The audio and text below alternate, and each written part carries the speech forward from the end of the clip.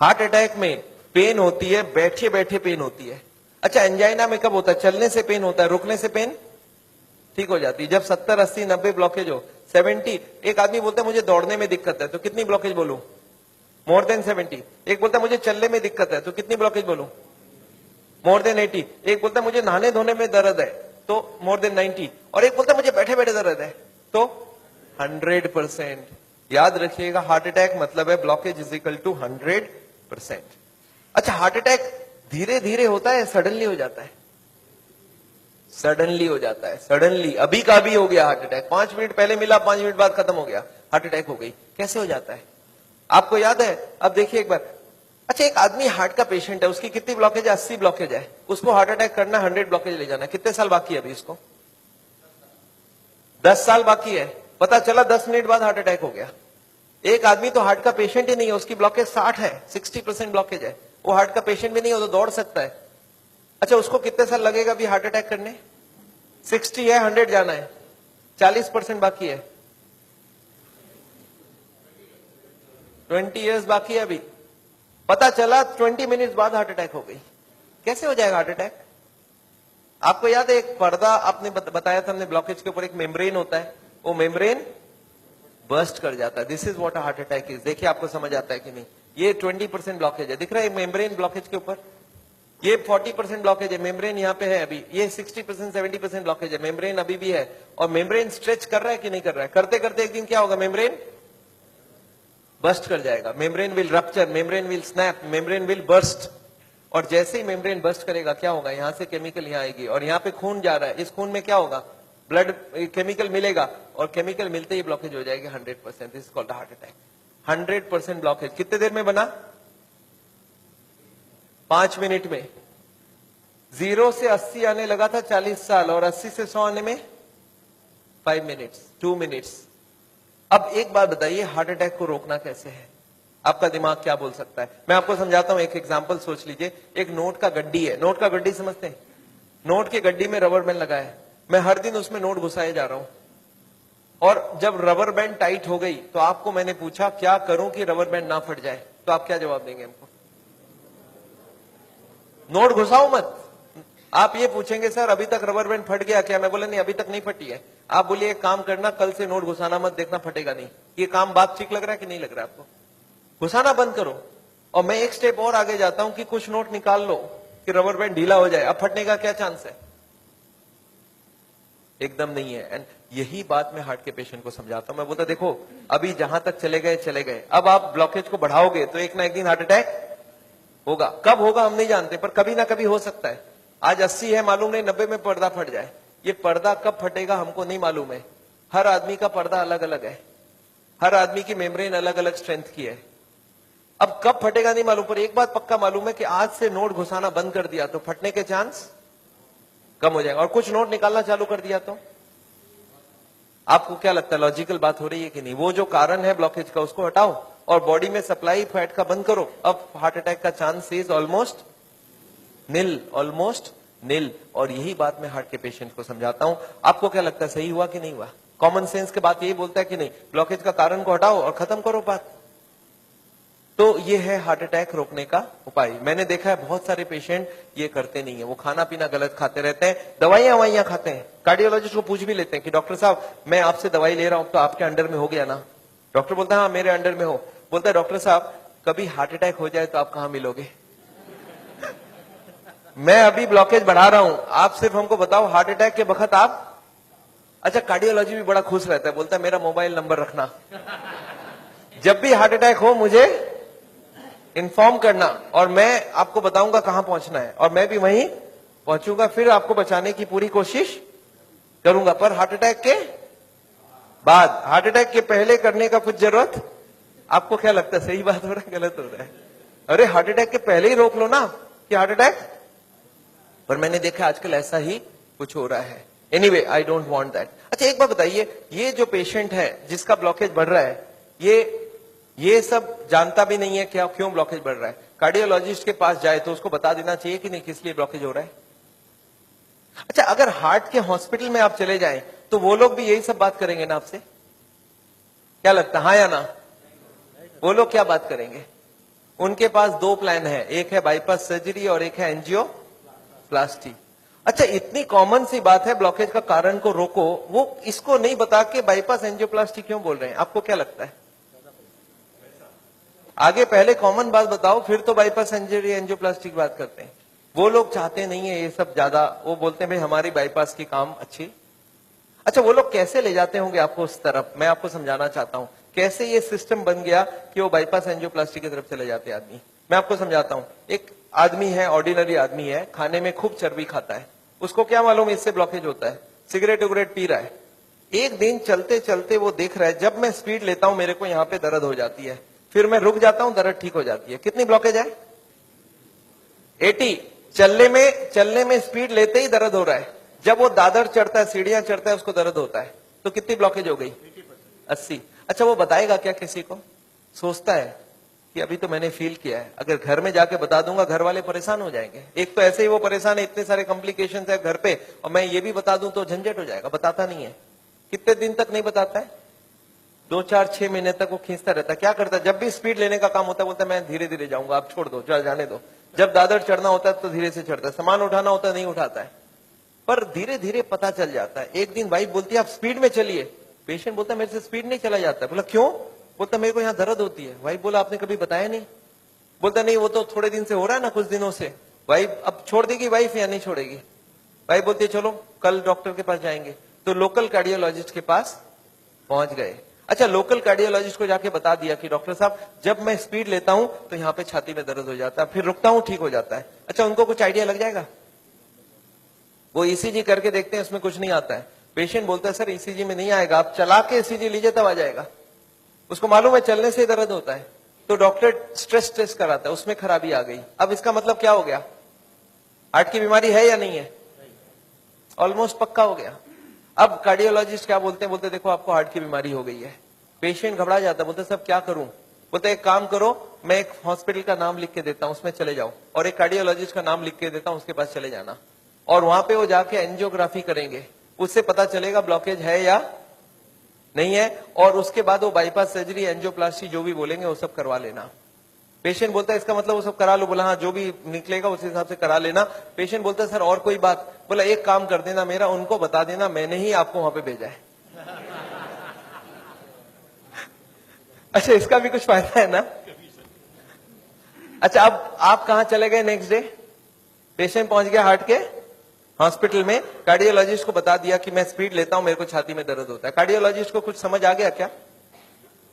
उनको बहुत अच्छे से समझ आ गया, एक नया पेशेंट आ चुका है। अच्छा, वो बोलते नहीं ऐसा, वो क्या बोलते हैं? वो बोलते हैं मेरे को डाउट है ये ब्लॉकेज है या नहीं है। अच्छा, पेशेंट खुश हो जाता है। पेशेंट बोलता है वो डॉक्टर तो मेरे को डरा ही दिया था, बोलता हार्ट की ब्लॉकेज है, और ये बड़ा डॉक्टर ये बोलता है मेरे को डाउट है। पेशेंट बोलता है मेरे को हार्ट की बीमारी हो ही नहीं सकता। अरे मैं कभी कोई गलत काम किया ही नहीं, सिगरेट तो बहुत लोग पीते, मैं भी पीता हूं, और चर्बी उर्बी तो बहुत लोग खाते, मैं तो थोड़ी बहुत ही खाता हूं। तो पेशेंट क्या सोचता है कि कुछ निकलेगा तो नहीं, डॉक्टर ठीक ही बोल रहा है, कुछ मिलेगा ही नहीं। पेशेंट बोलता है सर कोई उपाय है, पता चल जाए ब्लॉकेज कितना है। कार्डियोलॉजिस्ट बोलते हैं बस एक एंजियोग्राफी कर लेते हैं, आपको देख लेते हैं है या। अच्छा, पेशेंट मान जाएगा नहीं मान जाएगा? पेशेंट बोलता है सर कोई भी टेस्ट हो मैं तैयार हूं, आप बोलो क्या क्या कराना है। बोलते नहीं, आपको एडमिट करके आपके अंदर एक तार घुसाएंगे और उसमें जान भी जाने की चांस है। अच्छा, पेशेंट फिर भी नहीं चाहता है कुछ, तो बोलते बिना तार घुसाए कुछ कर लीजिए ना, पता करना है ना ब्लॉकेज, कर लीजिए आप। कार्डियोलॉजी बोलते हैं एंजियोग्राफी बिना कुछ नहीं पता चलेगा। अच्छा, एंजियोग्राफी हो जाएगा नहीं हो जाएगा? एंजियोग्राफी हो जाता है। पेशेंट बोलता है चलो एक बार करा लेते हैं, फिर घर जाके सोचेंगे ब्लॉकेज मिल तो जाए, देखे तो सही कितना है, फिर जाके घर में। अच्छा, पेशेंट प्लान कर लेता है। क्या प्लान करता है? कि मेरी 30-40 ब्लॉकेज तो हो सकती है, मैंने गलत काम किया है, बड़े दिनों से मेरे को कोई नहीं बोला था फैट नहीं खाना, मैं खाया हूं, सिगरेट नहीं पीना मैंने पिया हूं, तो कुछ ब्लॉकेज मिलेगा। और प्लान क्या बनाता है कि घर जाके कल से सारा खाना पीना बदल दूंगा, वॉकिंग चालू कर दूंगा, एक्सरसाइज चालू कर दूंगा। एकदम प्लान करके एंजियोग्राफी में जाता है कि कल खाली रिपोर्ट लेके घर जाना है। अच्छा, रिपोर्ट में कुछ, एंजियोग्राफी होने के बाद रिपोर्ट में कुछ मिलेगा या नहीं मिलेगा? रिपोर्ट में एंजियोग्राफी में कितनी ब्लॉकेज मिलेगी? 70, 80 एंड 90। अच्छा, जब 80 ब्लॉकेज मिल जाए, कार्डियोलॉजिस्ट सडनली बदल जाता है, वो बोलते हैं you are very lucky. Patient बोलता है लकी मतलब कुछ भी नहीं मिला आपको? बोला लकी इसलिए कि आप ठीक टाइम में यहां तक पहुंच गए, थोड़ा सा लेट आते तो कुछ भी हो सकता था। पेशेंट बोलता है इसका मतलब कुछ सीरियस बात है। बोला आप बचे कैसे, मेरे को समझ नहीं आ रहा है। यू आर वेरी लकी, अभी तक बच गए आप। अब आपका बचने का चांस बहुत कम है। पेशेंट बोलता है पर हुआ क्या है? बोलता 80% ऑलरेडी फिनिश्ड, बस अब बस थोड़ा सा ही है। You are carrying an atom bomb. अच्छा, पेशेंट बोलता है सर एक काम कीजिए, आप रिपोर्ट मुझे दे दीजिए, मैं घर जाऊंगा। बोलते घर आप पहुंचेंगे कैसे? उसके पहले हार्ट अटैक हो जाएगी। अच्छा, आपको क्या लगता है, डॉक्टर को मालूम है कि हार्ट अटैक कल होगा, आज होगा? उसको तो ये भी नहीं मालूम 70 है, 80 है या 90 है। क्यों ऐसा बोला जा रहा है? To create a fear. और फियर से क्या होगा? फिर ऑपरेशन के लिए इमीडिएटली, बहुत सारे लोगों को इतना बोलने का जरूरत ही नहीं हो, तो इमीडिएट तैयारी हो जाता है।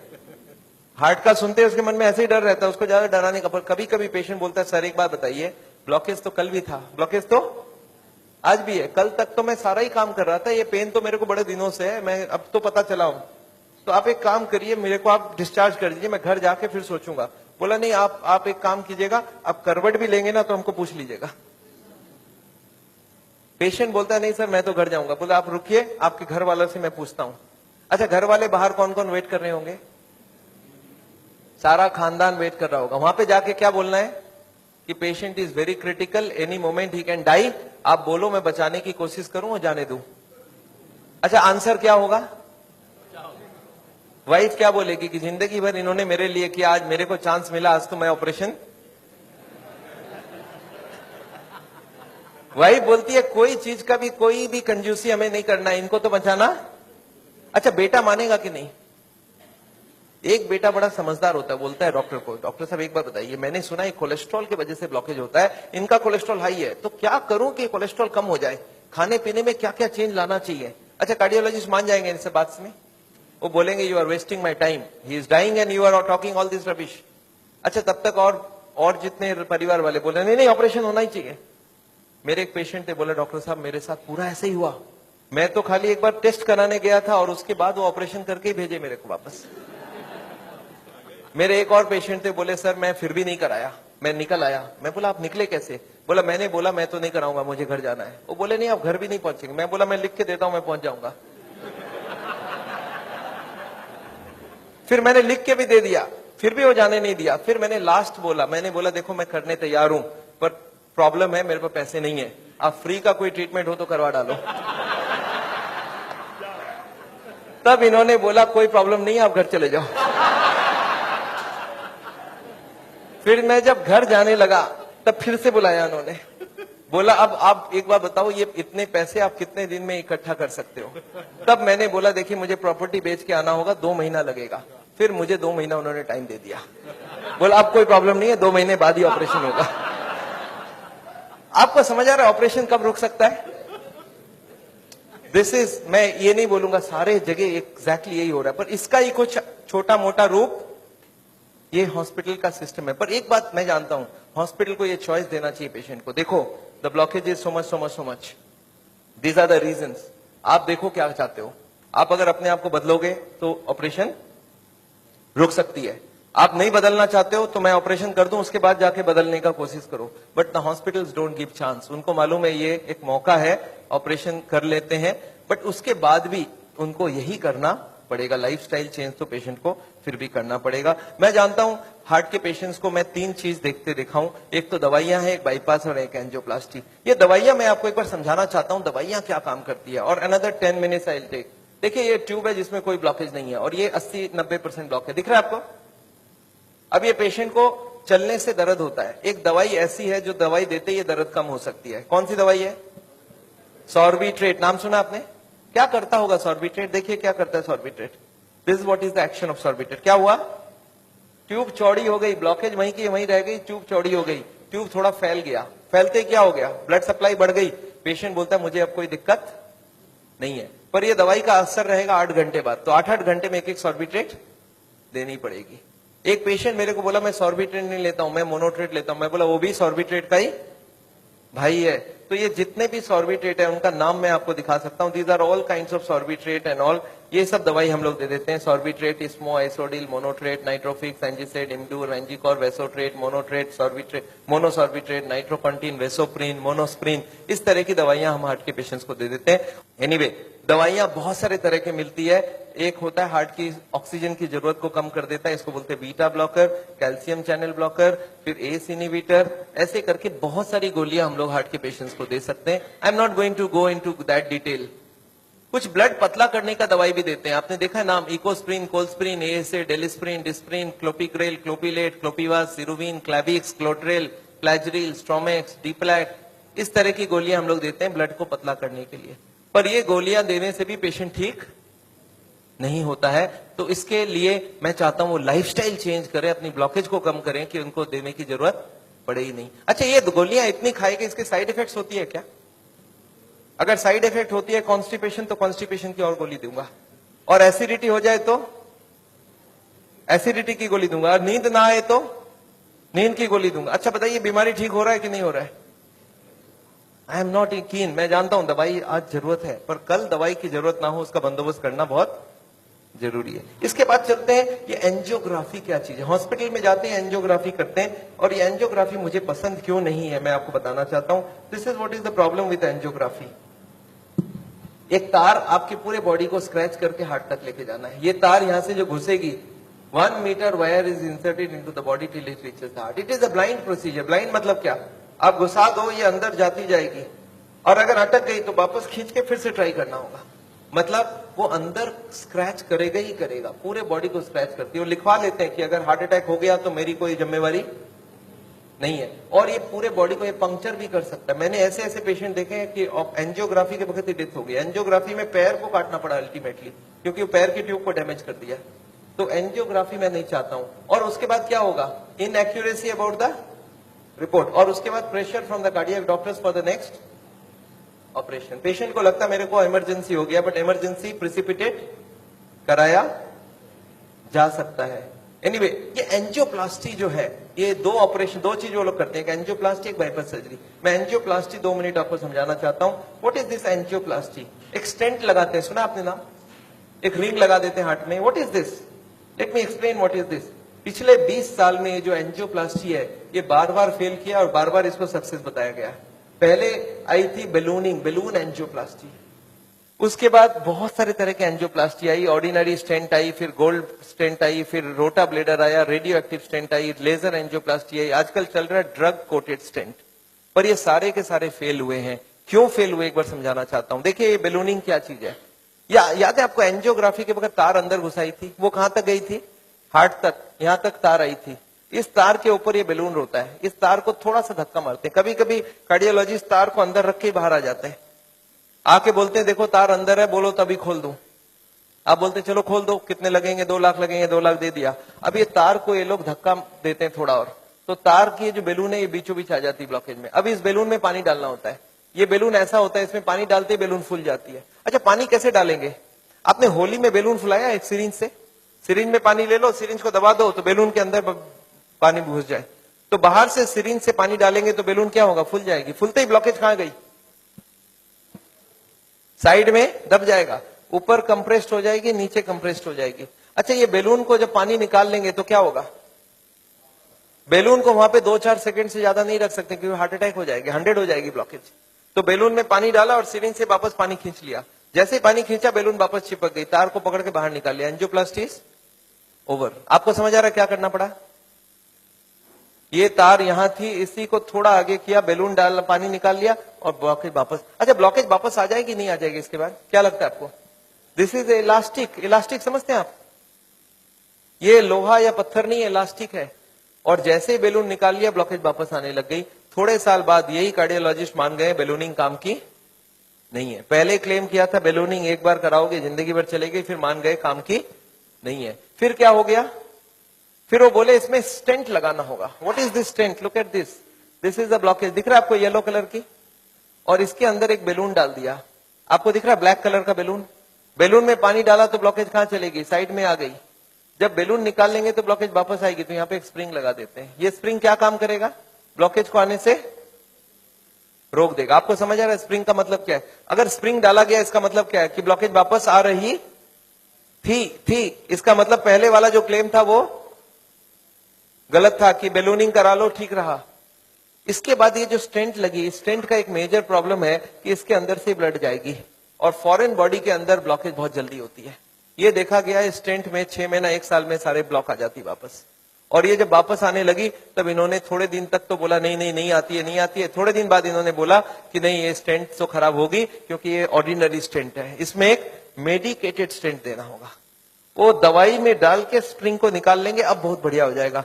तो ड्रग की कोटिंग चल जाए। आपने देखा है चांदी के गहने में सोने की कोटिंग चढ़ाते हैं, तो वो स्प्रिंग के ऊपर कोटिंग चढ़ा देते हैं और वो कोटिंग चढ़ा के लगा दिया, पर इसके बाद भी ये फॉरेन बॉडी ही रही, इसमें वही का वही रिजल्ट आया है। अभी लेटेस्ट है कि 66% people with in 1 year will come back with a reblockage.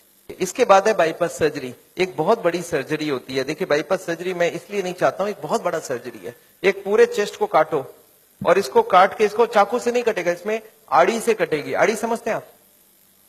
आपने मार्बल फिटिंग के वक्त एक देखा, गोल चक्का लेके घूमते हैं, ऐसा एक लगा के ये पूरा खुलेगी। इसको अंदर से ऐसे जैक करके ऐसे खोलेगा, अंदर में हार्ट को रोक के उसमें ऑपरेशन होगी। और हार्ट को रोकेंगे तो एक मशीन से पूरे बॉडी को ब्लड जाएगा, इसको बोलते हैं हार्ट लंग मशीन। उसमें कुछ ब्लड डाल के उससे चलाना होगा। And during this time the operation has to take place, but this operation is very complicated. Luck अच्छा हो तब ठीक है, नहीं तो कुछ ना कुछ कॉम्प्लिकेशन रहती है, बहुत सारे लोगों की जान भी जाती है। पर ऑपरेशन के बाद क्या होगा, ये देखिए ऑपरेशन के बाद क्या होगा। ये ट्यूब जो ब्लॉकेज है वो यहीं रह गई, उसके जगह नई ट्यूब लग गई। तो ये ब्लॉकेज के जगह नई ट्यूब लग गई तो क्या हो गया, बाईपास हो गया। पर ये नई ट्यूब में फिर कभी ब्लॉकेज आएगा कि नहीं, आपको क्या लगता है? ये नई ट्यूब में फिर से ब्लॉकेज आती है। अच्छा, अब तो 40 साल बाद ही आएगी ना,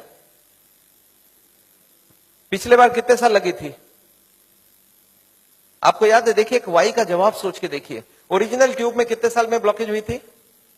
20 से 40 साल। तो कितनी स्पीड रही? 2 से 4%, 6% पर ईयर। और एंजियोप्लास्टी के बाद अगर 2 साल में वापस रीब्लॉकेज होती है तो कितने साल हो गई?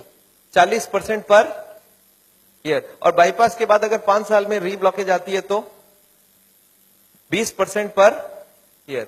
जो ट्यूब ओरिजिनली 2% की ब्लॉकेज कर रही थी वो अब ऑपरेशन के बाद उसकी स्पीड क्यों बढ़ गया? क्योंकि अब वो ओरिजिनल नहीं रहा। हमारी बॉडी को जब तक ओरिजिनल रखो तब तक अच्छी बात है। हमारे प्राइम मिनिस्टर ने भी 2 बाईपास कराई है, एंजियोप्लास्टी 5 स्टेंट लगाई है। पर मैं जानता हूं उसके बाद भी तो फिर से कराना पड़ा। एक बार कर लिया, दूसरी बार कराया, कब तक करा सकता आदमी? और मैं जानता हूं बॉडी में एक बार कॉम्प्लिकेशन कराना, उनके लिए तो चलो बहुत बड़ा टीम लगेगा। हर आदमी के लिए इतनी बड़ी टीम नहीं भी लग सकती है और इतना बड़ा ऑपरेशन नहीं भी कर सकते ठीक से।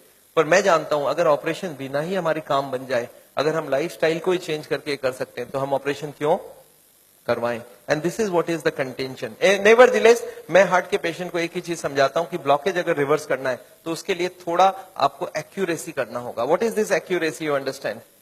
This is the accuracy. इस पिक्चर को आपने देखा है, इसमें एक्यूरेसी लिखा है। कितना एक्यूरेसी है इसका मतलब? मैं आपको समझाता हूं। ये एक ड्रम है, ये ड्रम में मैं पानी भरना चाहता हूं और इसमें 15 छेद है। आप बताइए कितनी छेद बंद करने से ड्रम भरेगी? याद है 15 कारण है। अब इसमें से कितने को कंट्रोल करूं कि ड्रम भर जाए? सारे को करना होगा। अच्छा, मैं हार्ट के पेशेंट्स को क्या देखता हूं, उनको कुछ मालूम भी नहीं है इसके बारे में। वो क्या बोलते हैं, मेरा कोलेस्ट्रॉल कंट्रोल है, ट्राइग्लिसराइड ज्यादा है, शुगर कंट्रोल है, बीपी ज्यादा है। मैं बोला ऐसे नहीं चलेगा, सारे होल बंद चाहिए मुझे। बोलते मैं थोड़ा थोड़ा करूं तो कैसे चलेगा? मैं बोला थोड़ा थोड़ा से काम नहीं चलेगा। बोलते मेरा बीपी कम किया हूं पर पूरा कम नहीं कर रहा हूं, 120 नहीं ला रहा हूं, 140 ही रखा हूं। मैं बोला नहीं चलेगा, मुझे सारे फैक्टर्स एक साथ कंट्रोल चाहिए। हाँ, इसके लिए शुगर, बीपी, कोलेस्ट्रॉल, ट्राइग्लिसराइड आपसे कम नहीं हो रहा, मैं दवाई देके कम कर देता हूं। पर स्मोकिंग आपको पूरा ही बंद करना होगा, खाने में तेल आपको बंद करना होगा, एक्सरसाइज आपको करना पड़ेगा, ओवरवेट कम करना होगा, खाना पीने में फाइबर ज्यादा डालना होगा। अच्छा, ये सब संभव है क्या लोगों के लिए? यस, क्या प्रॉब्लम है? ये तो सिंपल सी बात है, इसको क्यों नहीं कर सकते? क्यों नहीं सिगरेट बंद कर सकते? क्यों नहीं मीट बंद कर सकते? क्यों नहीं तेल घी छोड़ के आप अलग तरीके से खाना बना सकते हैं? तो all these if you do there is no problem. Nevertheless मैं जानता हूं, एक और छोटा सा चीज आपको बताना चाहता हूं। अभी एक और नई जो टेक्नोलॉजी आ गई है, आदमी को मैं सोचता था बिना काटे कुछ हो सके। ये हमारी कुकिंग की क्लास है। This is a cooking class. मैं हार्ट के पेशेंट्स को ट्रेनिंग देता हूं। This is my dietitian teaching cooking, zero oil cooking to the patients wives. मैं हार्ट के पेशेंट्स को योगा सिखाता हूं। मैं बोलता हूं कैसे भी करो, योगा करो आप, योगा करने की बहुत जरूरी है। उसके साथ उनको क्या करना चाहिए, क्या नहीं करना चाहिए, कितनी सामान उठानी चाहिए, गाड़ी चलानी चाहिए, स्कूटर चलाना चाहिए, ऑफिस जाओ तो क्या प्रिकॉशन लो, दादर चढ़ो तो क्या प्रिकॉशन लो, आगे कौन सी योगा करो, कब तक करो, कौन सी मेडिसिन लो, कब तक लो, एंड फॉर दिस हाँ मैं एक मैगजीन भी निकालता हूं, इसका नाम है साउल टाइम्स। ये मैगजीन मैं हर महीने निकालता हूं, दिल्ली से निकलती है, हिंदी और इंग्लिश में। अच्छा, आपको एक फॉर्म दिया गया है क्या? ऐसा देखिए तो, have you got a form like this? ये फॉर्म में अगर आप अपने नाम एड्रेस भर के देंगे तो आपको ये मैगजीन आगे आपको मिलता रहेगा हर महीने। हिंदी में इंग्लिश में दोनों में मैगजीन है। और इसके साथ एक छोटा सा और क्वेश्चन ये रखा है कि यहां पे अगर हम लोग ऐसा कोई कैंप करवाएं तो how many people will be interested to join such a camp? 1 दिन का या 2 दिन का ऐसा एक कैंप अगर हम करवाएं तो कोई इंटरेस्टेड हो तो प्लीज फिल इट अप। मेरे को लोग बोलते हैं डॉक्टर साहब इतनी सारी बातें अगर कैसे याद रखूंगा, मैंने बहुत मोटी मोटी किताब लिखी है। आदमी बोलता है सर छोटा सा कुछ दीजिए ना कॉपी। तो मैंने एक ऐसी किताब बनाई है जिसका नाम है पॉकेट गाइड। एक 30 रुपीज की किताब है, कोई 2 घंटा बैठ के पढ़ ले तो जितनी बातें मैंने बताई है सब इसमें लिख के रखा है। So this book I have brought over here. मेरे ख्याल से बाकी बुक्स तो मैं नहीं ला सकता हूं क्योंकि hundreds of books are there. तो मैं ये बुक लाया हूं, कोई को लगता है कि मैं पढ़ना चाहता हूं और कोई को पढ़ाना चाहता हूं। हार्ट के पेशेंट को जरूर पढ़ाइए। 30 रुपीज की गिफ्ट होती है, you can give it to anybody and they will learn things from the book. तो ये बहुत जरूरी है। मैं जानता हूं, मैं ये मैगजीन पिछले 10 साल से रन करता हूं and it is gone all over the world. मैं एक नई टेक्निक आपको इसी वक्त बताना चाहता हूं। There is a new machine which has come which can open the collaterals. देखिए कोलैटरल्स का क्या मतलब है। ये ब्लॉकेज है, बाईपास सर्जरी में क्या करते हैं, एक नई ट्यूब लगा देते हैं।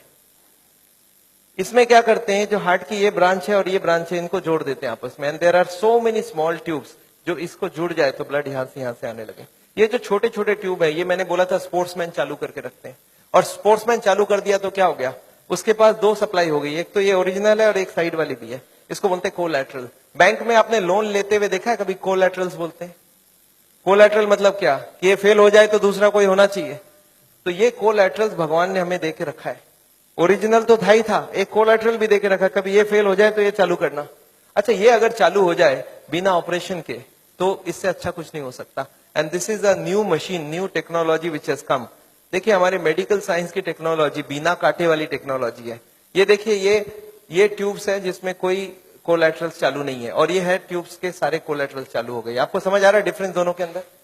ये जो छोटे छोटे कोलैटरल्स है ये हमारे सबके पास है, और एक मशीन से इसको या तो स्पोर्ट्स करके चालू कर सकते हैं या तो एक मशीन से चालू कर सकते हैं। ये मशीन क्या करती है सोचिए, ये जैकेट्स लगा दिया हमने कफ में, थाई में, बटक्स में, और सारे को एक साथ स्क्वीज कर दूं तो क्या होगा, इसकी ब्लड कहां जाएगी? बॉडी में ही रहेगी, पर कहां जाएगी? ये हार्ट के तरफ जाके हार्ट की ट्यूब्स को धक्का देके प्रेशर देके इसको खोलेगी। ये प्रेशर 1-1 घंटे तक, 1-1 मिनट, इसको हार्ट के संग सिंक्रोनाइज करके दिया जाता है। सिंक्रोनाइज मतलब हार्ट जब पंप करे तो मशीन पंप नहीं करता है, जब हार्ट पंप करके रिलैक्स करने लगे, जब पूरी ब्लड वापस आती है तो वो स्क्वीज करके सारे ब्लड को एक साथ भेजा जाता है। And this goes on, ECG feed होती है कंप्यूटर को। And this machine we have seen now without bypass surgery. आदमी बोलता है मुझे इमीडिएट रिजल्ट चाहिए, तो without bypass this can work very well. तो इसको हम लोग बोलते हैं नेचुरल बाईपास। नेचुरल बाईपास समझ रहे हैं, भगवान ने ऑलरेडी नेचुरल बाईपास हमें दे के रखी है, स्पोर्ट्समैन चालू करके रखा है। तो आप हार्ट के पेशेंट हो, आप चालू करो, आपके पास कोलैटरल आ गई तो ओरिजिनल नहीं भी होगा तो भी काम चल जाएगी। और एक मैं जैसे ही, हाँ एक और ट्रीटमेंट आई है जिसको हम लोग बोलते हैं बायोकेमिकल क्लीनिंग। ये अभी बहुत अच्छी रिजल्ट आ सकती है। कुछ केमिकल अंदर डाल के ब्लड में उसको अंदर से गला लिया जाए। जैसे किचन में आपने सुना नाली जाम हो जाए तो क्या करते हैं हम लोग, कुछ केमिकल डालते हैं अंदर से। तो ये केमिकल की भी ट्रीटमेंट आजकल चल रही है, बट अभी भी इसका रिजल्ट हर आदमी में सेम नहीं आता है, but result are still there. बहुत सारे ऐसे पेशेंट है जो 30-40% तक ब्लॉकेज इससे कम हो सकती है। नेवरदिलेस मैं समझता हूं मैंने बहुत सारा लेक्चर आपको दे दिया है। कोई ने मेरे को बोला था एक बार कि डॉक्टर साहब कभी भी किसी को आधे घंटे से ज्यादा लेक्चर मत दिया कीजिए। मैंने बोला क्यों? बोला आपने स्कूल, उसके बाद दिमाग काम नहीं करता है। मैंने बोला क्यों ऐसा बोल रहे हैं? बोलता आपने स्कूल कॉलेज में देखा है कभी भी पीरियड्स 40 मिनट से ज्यादा नहीं रखते हैं, उसमें 5 मिनट आने जाने का वेस्टेज गिन लो, आधे घंटे ही चलेगा दिमाग। मैं बोला पर मैंने देखा आप टीवी देखते हो तो 2-3 घंटा देखते हो एक साथ। बोलते नहीं वो इंटरेस्टिंग हो तो देखते हैं। तो मैं जानता हूं आप हमारे साथ बैठे हैं 2 घंटे के लिए और आपको जरूर इंटरेस्टिंग लगा होगा। मैं फिर से धन्यवाद देना चाहता हूं ये हॉल को अरेंज जिन लोग ने किया उनको, श्री माफत लाल जी को जिन्होंने आपके लिए ये लेक्चर कराया है। और अगर आपको लेक्चर अच्छा लगा तो उनके लिए फिर से एक बार